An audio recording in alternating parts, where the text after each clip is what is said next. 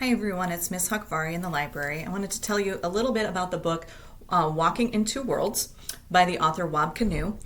This is a book from our teen and issues section. We might also call this realistic fiction. And so the main character here, you see her on the cover, her name is Bugs. And Bugs is an indigenous teen. Indigenous is maybe another way to say Native American. She's part of the Anishinaabe tribe and nation. And she actually lives on a reservation. And so part of her life is this traditional indigenous upbringing and background.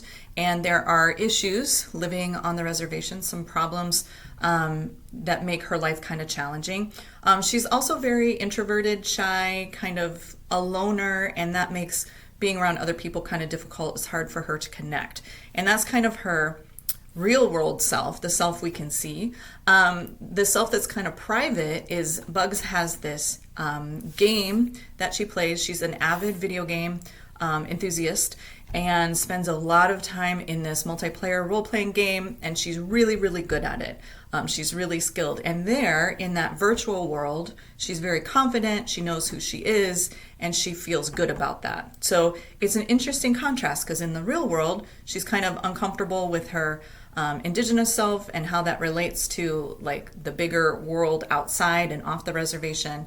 But in the video game world, she's really confident, she's very skilled, and she has a lot of people that she connects with there. Bugs meets another gamer. His name is Feng. He has come from China to live with some family because of some trouble that he started in online groups and some ideas he has that maybe aren't quite right. And so they immediately hit it off because of their shared interest in this game. And so that is kind of her big friendship, her big relationship that she has.